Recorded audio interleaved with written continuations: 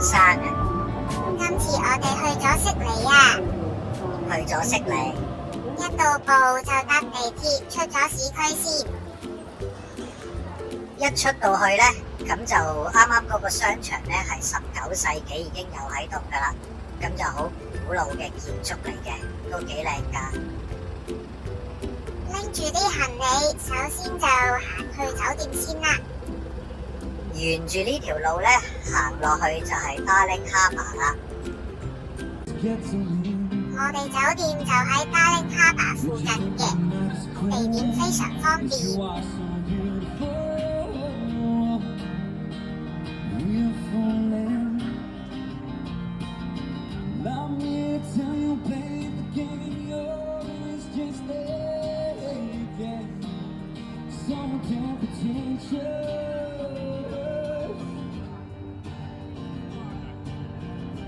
呢度呢就係 Darling Harbour 啦，啱啱呢聽到有人喺下面表演緊啦。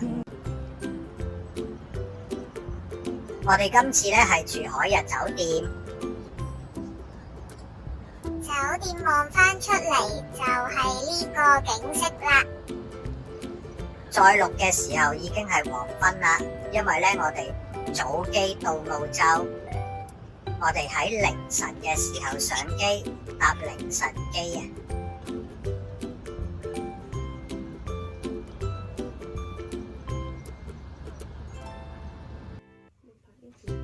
酒店開箱，睇下係點樣先。一入門口呢有個衣櫃仔啦，咁就有啲風筒啊、個人物品嗰啲啦，有埋熨斗、夾萬。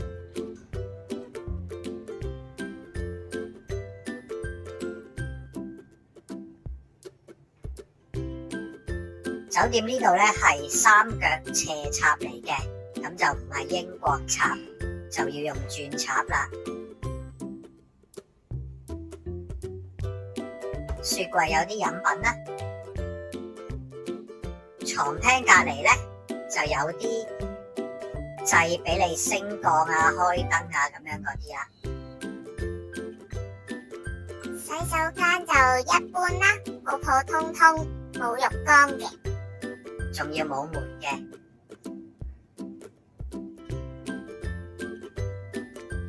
呢隻洗頭水同埋沖涼液呢，好好用嘅，一查先知原來係名牌嚟嘅。仲送咗支 body lotion 啊，標榜純天然嘅。酒店房都幾大嘅，張床都夠大，仲做到三邊落床，都幾舒服噶。窗簾打開就係頭先海邊嘅景色啦，望出去就係呢個景啦。咁啊會見到有人跑步啦、散步啊咁樣啦。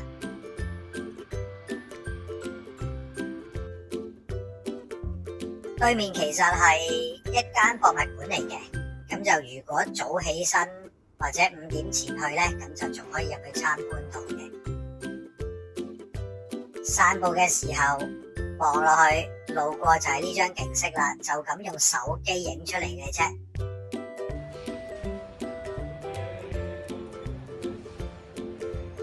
跟住行咗去超市入翻啲貨，避免呢夜啲肚餓啊，因為呢仲有少少時差啊個人。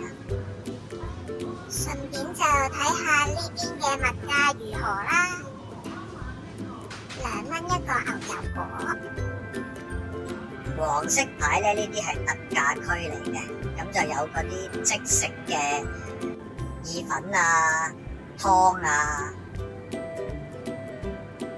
如果係住酒店式公寓嘅話呢，買呢啲返去煮下嘢食都幾過癮喎。就咁叮翻熱佢都得嘅。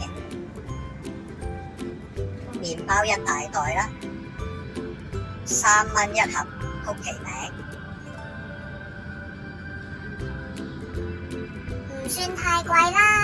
不過我哋得2個人食唔晒，就冇買啦。因為仲想試其他出邊嘅嘢，咁就冇乜買呢度嘅嘢食嘅。不過咧，見到啲芝士啊，嗰啲種類好多嘅。澳洲嘅牛肉啊、漢堡扒啊，咁樣呢啲啦。如果對比香港嘅話，呢度個價錢就比較便宜一啲啦。真係會平少少嘅，尤其是特價嗰啲咧係好平啦。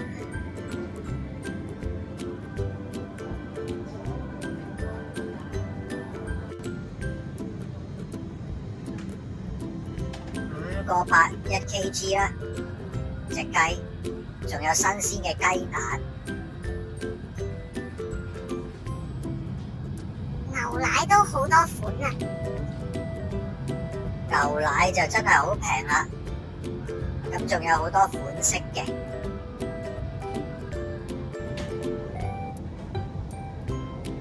有特價嘅牛奶啦，仲有益力多。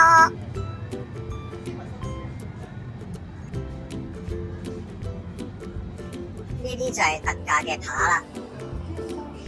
行完超市肚餓啦，喺超市隔離有間巴黎餐廳，未食過巴黎嘢啊，所以就試下啦。出街食價錢就貴少少啦，都幾好食嘅，但係呢就未試過，就叫試下啦。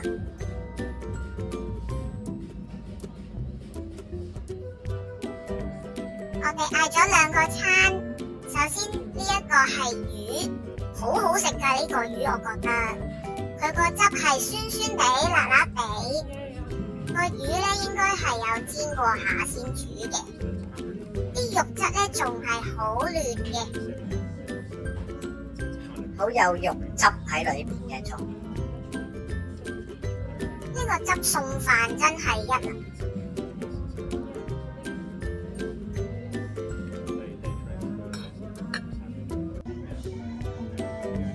另外呢個雞髀餐啦，雞髀就冇乜特別嘅，但係佢個薯條咧好好食嘅。個雞髀有啲細隻添。呢個豆腐幾得意啊！第一次試脆卜卜嘅炸到，切開裏面咧，佢釀咗一啲葉菜喺度。有啲酸菜喺度啦，咁其實一切開咧，外邊好脆嘅，入邊炸到好熱啦，咁同埋啲酸菜咧好香口嘅。呢個豆腐有驚喜啊！個價錢就喺呢個位啦。食飽就去海邊繼續散下步，見到呢間雪糕店。呢間應該係嗰啲網紅打卡雪糕店嚟㗎啦。我哋去到又唔係好多人排隊啫喎，前面得2-3個人。咁就快快脆脆衝入去買一杯嚟試下啦。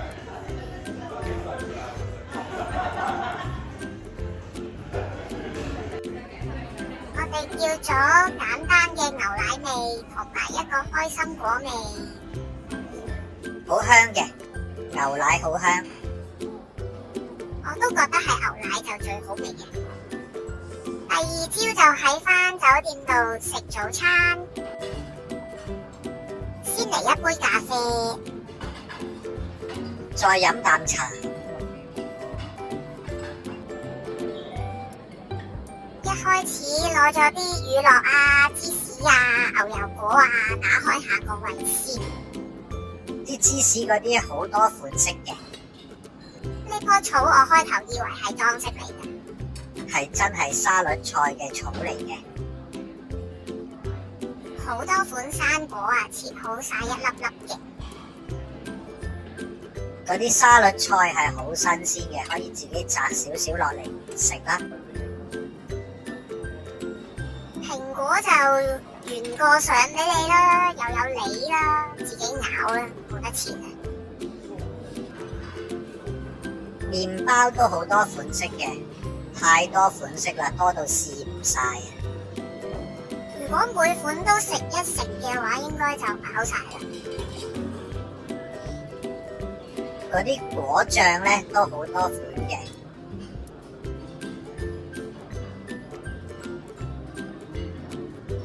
仲有朱古力醬，同埋另外一區嘅麵包啦，同埋蜜糖啦，仲有果汁，唔同嘅芝士啦，跟住就係唔同嘅乳酪啦。乳酪我就冇試啦，我驚屙啊！仲有農場直送嘅牛奶，啲牛奶就好新鮮啦，每日都直送。仲有穀物類早餐啦，可以溝牛奶食嘅。有好多火腿啦、番茄仔啦，澳洲一定要食牛油果啦、沙律菜啦，仲有呢度嘅酒係可以俾你自己溝嘅。cocktail 啊，佢仲有個 instruction 教你點樣溝法。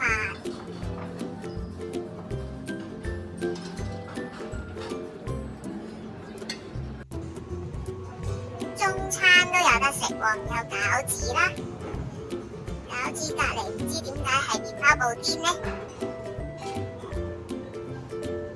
呢個唔知係西炒飯定係印度炒飯，仲有粥。跟住之後嗰啲咧都係炸薯仔啊、焗番茄啊、蔬菜啦。咁跟住仲有炒蛋同埋番茄蓉啊、腸仔啊呢啲啦。咁啊食完早餐咧，我哋就翻上房換件衫就出去噶啦。下條片就睇下我哋去咗邊度玩，食咗啲咩啦。拜拜。拜拜。